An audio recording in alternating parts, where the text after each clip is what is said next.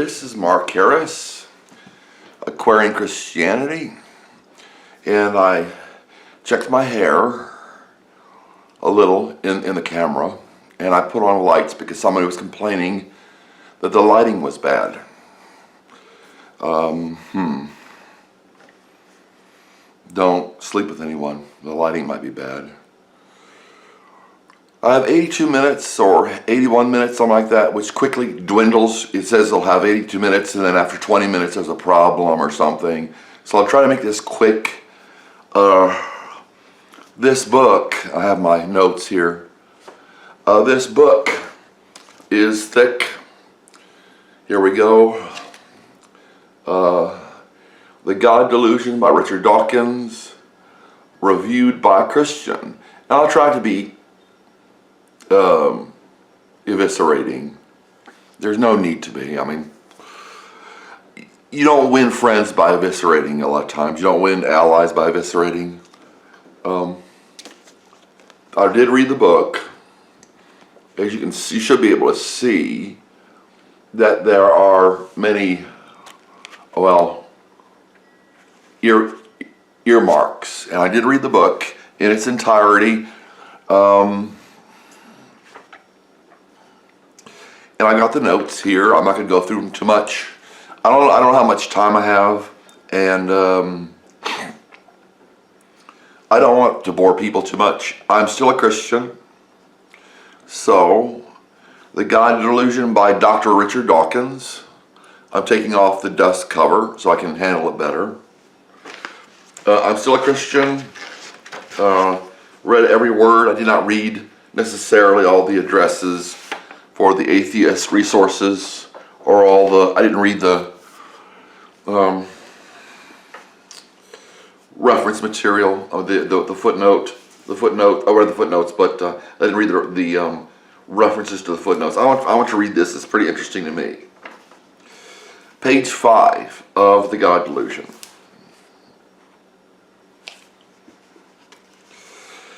If this book works as I intend, that's a quote from Dr. Richard Dawkins, sometimes he quotes other people, religious readers who open it will be atheists when they put it down. I guess the book didn't work as intended. If this book works as intended, religious readers will open it, will be atheists when they put it down. I did put it down. I was done. Page 5, page 37, he talks about the Abrahamic religions. As a Christian, I would say that Judaism isn't really separate from Christianity, and Islam, what does it have to do with Abraham? Because it mentions Abraham. So did somebody, there was somebody on YouTube who was mentioning some spirit or something called Abraham, and it was explaining life to people. You can look it up. I want to point some things out here. Some quotes. I do not believe this stuff. I think he has his own opinions that are not based in fact. Just, you know. Okay. 67, page 67. The real war between rationalism and superstition. Okay. It's not just about evolution. The bottom page 67. It's not just about evolution versus creationism. To scientists like Dawkins, he's quoting somebody else. I forgot. I didn't mention that. I think it's Jerry Coyne who wrote that ruse fails to. Okay. To scientists like Dawkins and Wilson, E.O. Wilson, the celebrated Harvard biologist, the real war is between rationalism and superstition. Science is but one form of rationalism, while religion is the most common form of superstition. Religion is historical. It's more than just a book, but he treats it like it's a book. And when he says religion, he's talking about Christianity most of the time. When he wants to say that religion is irrational and violent, he talks about Islam. When he wants to say that the Bible is bigoted. He talks about the Jews. So this is for the Jews only. This isn't for other people. That's false. Creationism is a symptom of what they see as the greater enemy, religion. Religion is an enemy. Why? Why? While religion can't exist without creationism, creationism cannot exist without religion. So, I mean, if we're talking about spiritual things, that's not necessarily something you can put in a test tube. And he talks about people, how certain people who will say that religion and science cover two different bases. They're not the same basis for religion, or they're not the same basis. I mean, religion it cannot be put into a test tube, and science cannot be put into religion, I would say. So here he calls religion irrational. Think Christianity, because that's what he mostly admits he mostly talks about Christianity. He talks about contradictions in the Bible. There are two genealogies for Joseph. If religion is false, why do they keep changing the Bible? If you talk about the King James as being reliable, you know, of course, they've had several revisions of the King James Bible. You know that who are translating the Bible under King James, the people King James told to translate the Bible, you do know they translated words that weren't in the Hebrew, right? I mean, I think it's in Deuteronomy, and they say, no astrology. I dealt with this with somebody else. Somebody said astrology is evil. I said, well, where? In the Bible, the word astrology in Deuteronomy does not appear at all, nor does observer of clouds. If you look this up on blueletterbible.org, you can confirm that astrology does not exist in Deuteronomy. The word isn't there, but it's in the King James Bible. So what they've done there used to be a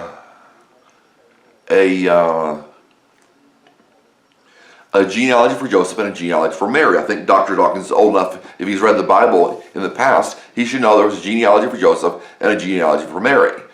It's like if somebody took Dr. Dawkins' book and mistranslated and said he was a believer in God and he was baptized and he loved Jesus and all this stuff. Somebody said, well, that's not true. And somebody said, well, it's in the book. It's in the book. It's in Dr. Dawkins' book. It's just not true. Okay. He talks about made-up gospels. He said the gospel's just fake, made up on page 97. So this is page 5, page 37 for the Abraham religions. Irrational religion, page 67. Contradictions in the Bible, page 94. Made-up gospels, page 97. Disbelieving thinkers. If you're really thinking about stuff you wouldn't believe. That's what Dr. Dawkins is saying. So it's more of a philosophy book than it really is a scientist's book. I think there's some science references in there that if you really think, you wouldn't believe at all. I don't believe that. And this is interesting. I want to point out this one.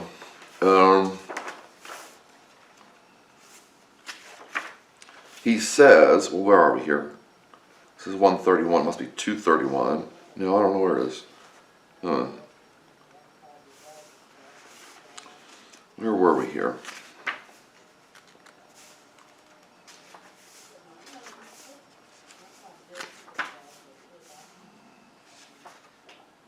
Well,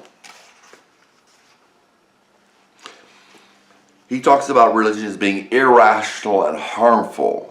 If somebody believes there's absolutely no basis whatsoever, spiritual or intellectual, there's just no basis for belief, it's irrational, it's harmful.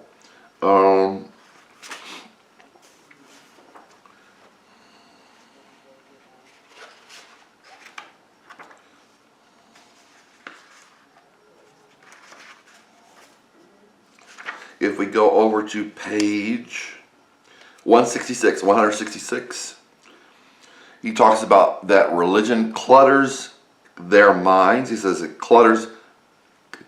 simultaneously clutter their minds with beliefs that are palpably false. Palpably is usually something you can touch. So he's using the word palpably, I guess, metaphorically. Beliefs that are palpably false. fantasies of religion, he says. And there's no reason to believe, according to Dawkins, there's no reason to believe other than a book. There's no acknowledgement by God that any of this is true or false. It's just people just wrote some stuff down, and it's as if I see how far I've gone along this. It's as if that somebody just picked up a pen one day and just wrote the Bible, and for 40 days or 400 days or whatever, just wrote the Bible, and it's not various people. It's just has nothing to do with anything. It just kind of popped up. All these writers are just maybe not that many writers, just maybe 10 or something, or 5 or 2 or something. He calls it harmful. I don't know where that page went, but he called religion harmful. Okay. He says he believes in natural selection. I've taken a course in biology. In my biology minor, I've never had an explanation of evolution. There was never an explanation of evolution in my biology course. So I mean, this is my problem with it. People say, well, nothing exploded, and what caused nothing to explode? We don't know. We don't know what caused nothing to explode. Have you ever seen nothing explode into a universe before? Or have you ever seen nothing explode into a beach ball? Anything organized? Biology is organized, very, very, very organized. In modern cells, there's supposed to be, I think, 1 billion chemical reactions a second. And he said it's from an explosion that you didn't see, can't prove, and can't reproduce. And he talks about irrational religion, irrational beliefs. I call that irrational.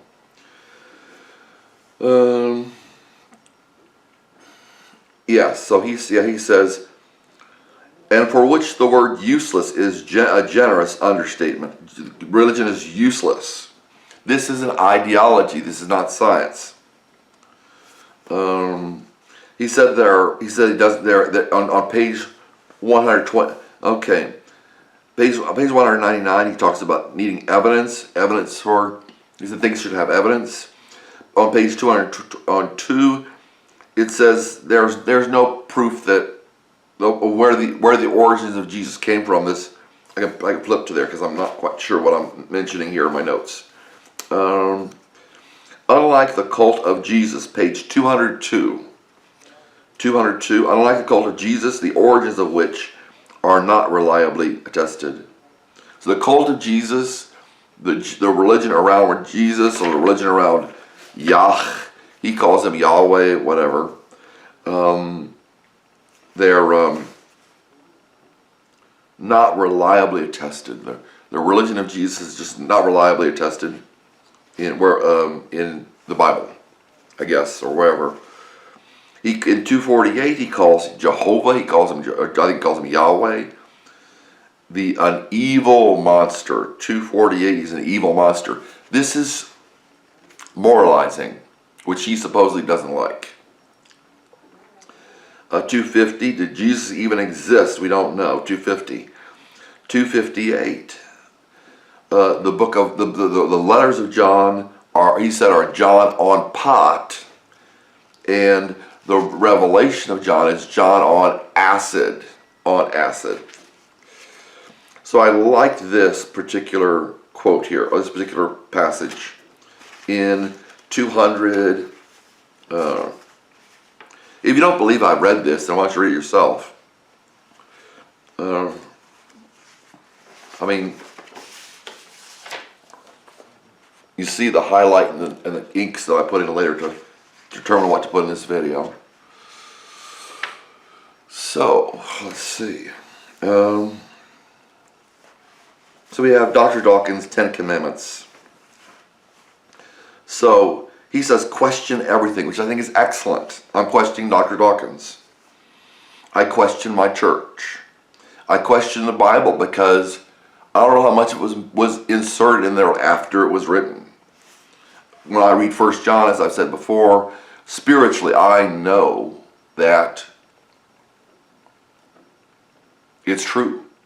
You ever hear the truth and you say, wow, that's true. You hear a saying, you say, wow, that's true. 1 John 1, did it for me. When I heard that, I said, this stuff is true. I couldn't imagine a world that just sprang into existence with all this order for no particular purpose and no one created it. It's ridiculous in my view, and it's just true. It's ridiculous. He says, question everything. I did not highlight that. Enjoy your own sex life so long as it damages nobody else. Why does it matter what damages nobody else? We can eat chicken, right? Enjoy your sex life so long as it damages nobody else. And leave others to enjoy theirs in private. Why in private? Why can't we do it in the road? That's what the Beatles said, do it in the road. Whatever their inclinations. Why we have sex privately? Dogs don't. Dogs have sex out in the open. Why don't we? Which is none of your business. Do not discriminate or oppress on the basis of sex, race, or as far as possible species. So don't eat chicken. Do not indoctrinate your children. I think this point I definitely agree with. You might not see why. Do not indoctrinate your children. Teach them how to think for themselves, how to evaluate evidence, and how to disagree with you. I have a check mark by that because I thought that was some good stuff. Check mark, right? Well, where am I? Check mark, right there, or there. You shouldn't try to indoctrinate your children. Dr. Dawkins is very doctrinaire in his book about what's evil, what's good. I don't know what he's basing what's evil and what's good on. Why? If a lion kills another lion, what's wrong with a person killing another person? I mean, is there some reason it would be wrong? And if we can eat chickens, should we not eat chickens or should we eat chickens? If we don't eat people, I'm not saying we don't eat people, but many people don't eat people. So if a chicken is the same as us basically, or very similar biologically, has a heart, has a liver, has eyes, has hearing, what's the problem with eating people? Or I don't know. Okay. Then and of course, YouTube might delete my video or mess with it. That command was the excellent command. Do not indoctrinate your children. Teach them how to think for themselves, how to evaluate evidence, and how to disagree with you. I'm disagreeing with you, Dr. Dawkins. God bless you. It says, do not indoctrinate on my notes. Look for, it says evidence. Okay, over here, this is interesting. 283. It is because the evidence for evolution is overwhelmingly strong, and I am passionately distressed that my opponent can't see it. I haven't seen any evidence for evolution. It doesn't say that the evidence for evolution is obvious. It says we believe in evolution. This is page 283. We believe in evolution because the evidence supports it, and we would abandon it overnight if new evidence arose to disprove it. So he doesn't sound very convinced about evolution when he's saying if there's evidence that doesn't support it, we would abandon it overnight, he says. 285. Okay. I put a little arrow here, so this is something I thought was important to read. Again, I don't have a lot of time because people won't watch an hour-long video on this, maybe. Okay, this is very interesting. This is very important, I think. He talks about tossing out the Bible. He said you don't toss out the Bible, but and the stories and how it relates to Christmas, all that stuff. If you want it for cultural reasons, that's fine, he says. But on page 286, he's continuing to talk about a great scientist. I think he went to Harvard and he was all great and everything. But then he became religious and started working in science that was based on religion. And he even said, over here on page 285, this scientist, I think it's Kurt Wise, is supposed to be his name, Dr. Kurt Wise. Although there are scientific reasons for accepting a young Earth, he says, quoting Kurt Wise, who has been at Harvard, I think as a doctor or something. And Dr. Dawkins responds on 286, I think it's 286, yes. I am hostile to religion because of what it did to Kurt Wise. molecules bouncing around and atoms bouncing around, if we're just chemicals, religion doesn't exist.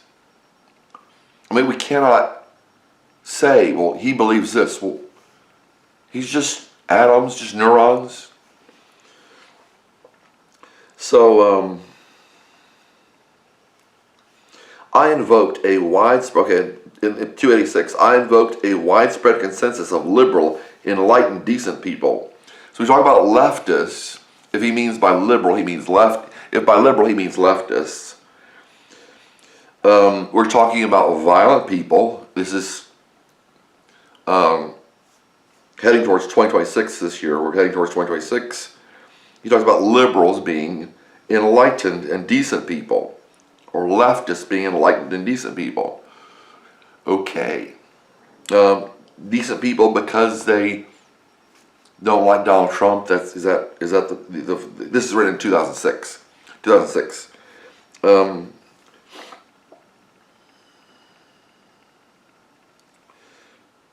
Such absolutism, the bottom of the page, nearly always results from strong religious faith, and it constitutes a major reason for suggesting that religion can be a force for evil in the world.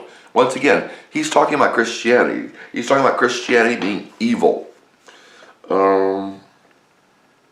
Okay. He's for free speech except for with children. He believes children should be indoctrinated, or he says he doesn't believe children should be indoctrinated. In 326, he says he believes in free speech. And in 344, if I didn't write that very clearly, 344, here it is. An atheistic worldview provides no justification for cutting the Bible and other sacred books out of our education. So he's saying you can have an education with the Bible, that's fine, without buying into supernatural beliefs. So we can't have these supernatural beliefs. We can't buy into them. Historically went along with those traditions. A treasured heritage. And people talked about this with Richard Dawkins, Dr. Richard Dawkins, and they said, well, you want to just throw out the Bible. And he said, no, he said it has some worth to it. And I would say, well, yes, as a Christian, it has worth to it.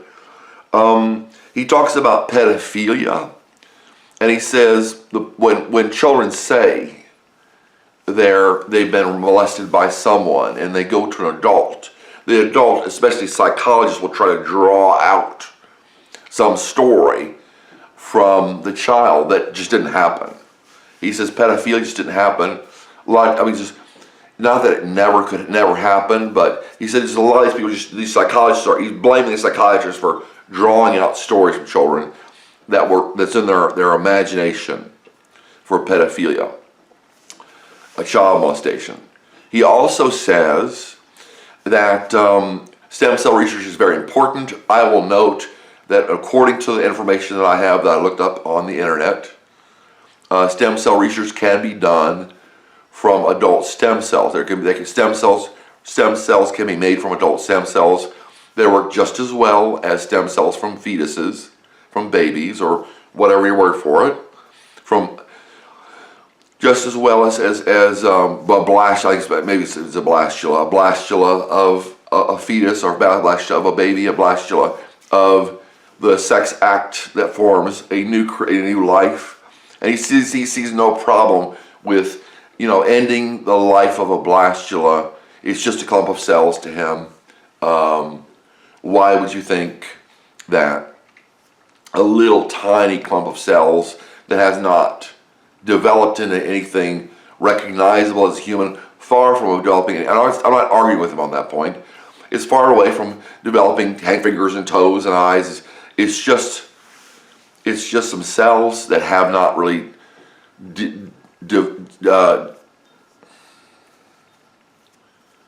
delineated into what we recognize as a baby, far away from what we recognize as an adult.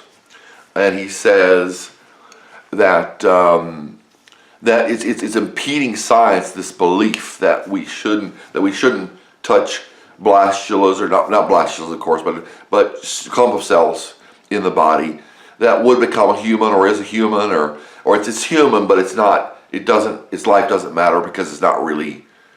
I mean, his life can be taken because it may as well be a frog blast. Maybe it'll be a frog fetus or whatever. It hasn't developed. It looks like a lizard. You know, they have the umbilical cord. If you look at the fetal pictures, it has a umbilical cord early on. It looks kind of like it's gonna be a lizard. It's got a funny shaped head. So he's thinking. I mean, I think that's the way he's going. And that, you know, you say can't feel pain. He said, well, if it can't feel pain, then what's wrong with stopping that life and saving the lives of adults? And of course, we have people saying, well, there's no real difference between in the womb or out of the in utero or out of utero, whether it's a baby born or not a baby born. There are intellectuals, they call them, who are saying, well, if you can take the life of a 9-month-old baby, why can't you take the life of a 10-month-old baby? Who's to say? And Dr. Dawkins talks about the slippery slope, and he said, I think he said that's a theory. He said it doesn't necessarily come true that just because you take the life of a blastula or a early fetus, that's not the same as, that doesn't mean they'll take the life of a baby or take a life of a born baby or all that kind of stuff. But they're already talking about that. There are people like Richard Dawkins in academia who are saying it's your choice. Why would you want to take somebody's choice away to take the life of somebody who hasn't developed to be an adult and who could be a burden on parents and all this stuff. So we talk about stuff like that. I would say he has a penchant against religion, a penchant against God. He did not mention any historical evidence for anything outside of the Bible. He doesn't mention the Bible is the Bible is the most published book in the world. It has been the #1 bestseller supposedly for centuries. I wasn't around centuries ago, but I know the Bible is a big book. It's a big seller. I have several of them. People who don't believe have Bibles.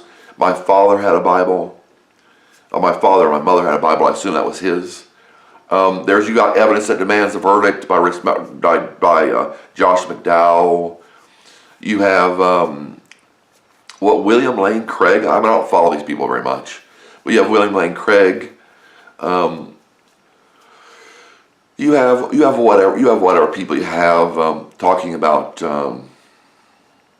religion but I mean some Cliff Connecty, which I've seen a good deal of, makes the point.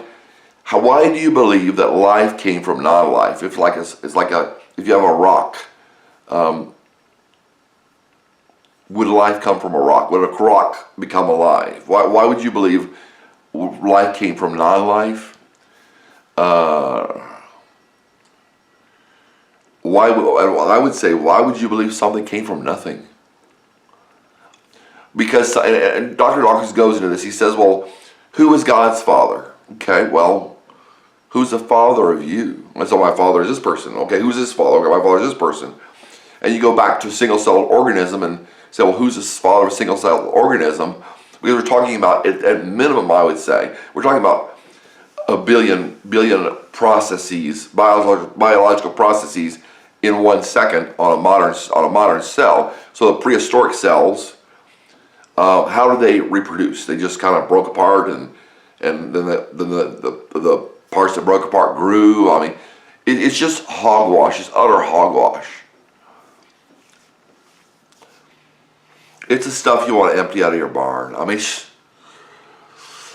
but anyway, that was the book, and I'm still a Christian, and I want to evangelize. And to me, it's a spiritual religion, as Paul said. It's not a religion based on a book.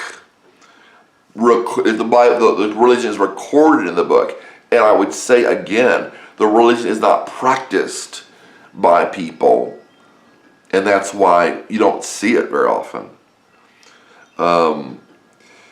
And the news is not going to report on religion, just like Dr. Dawkins is not reporting on all the manuscripts about Jesus. He's saying he didn't know existed. All these manuscripts, all this evidence. They found evidence for Gideon because they had clay pots, and they put torches in clay pots, and they wrote on them for Gideon or whatever. And it didn't say Gideon. It was his nickname, Gideon's nickname. Baal something or something like Baal contends. With all the hostility from the communists, all that stuff from communists, from atheists, from Muslims about Christianity, that ought to tell you something. Even to the point where they're making up stuff they put in the Bible and call it the Scriptures. I don't know what I want to say too much more because it's just might get a little long, or a little longer than 30 minutes. And you talk about places where communism have been done, like the Soviet Union. The joke is, somebody was saying he was a farmer, he was growing potatoes, so he says, how are the potatoes doing? He said, the potatoes are to the foot of God. And this, and the joke says that the Soviet official from the Soviet Union said, this is the Soviet Union, there is no God. He says, there are no potatoes either. And it's just saying if there's no God, then if you say there's a God and you say there are potatoes, you can say there are no God and there are no potatoes. They went and murdered in the Soviet Union religious people. They murdered religious people. I'm sure Adolf Hitler burned the Bible. People think of that as a Christian thing. That was done voluntarily. There wasn't somebody didn't say, "Come here, give me your Bible," or "Come here, give me your magic books." They burnt them because they wanted to burn them because they were renouncing their old ways. That's the only reason to burn a book is you're renouncing your old ways. Throw it out, burn it, whatever you want to do. It was a celebration that they were giving up their own life. They're giving up their former lives. Have you read the Bible? I mean, that's just an introduction, really. I'd say the New Testament is based in the Old Testament, but I'd say the New Testament is just an introduction. Have you read the Bible you say you don't believe in? I know they've altered the Bible, but there's still some stuff there. They want to alter it more. There was a fictional movie about changing the Bible. They've already done that. They're doing that in China.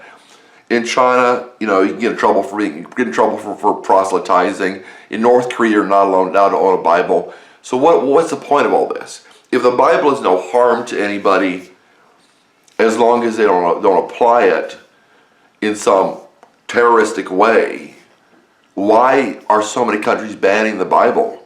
They do this in Africa, they do this in China, they do this in Mongolia, they do this at least they do it in North Korea. But they're against they really basically banned the Bible in China by putting out a different Bible. They're talking about Western influences in the Bible. Beware of Western influences as one of the commands in the Old Testament. So what's all this hostility towards religion, particularly the Christian religion? So that'll about do the video. I don't want to take up too much of your time. I'm Mark Christian, Mark BH70, Mark Harris, and I changed my channel to Aquarian Christianity, but YouTube doesn't seem to recognize that anymore. So, God bless. I pray you think freely and acknowledge what you already know.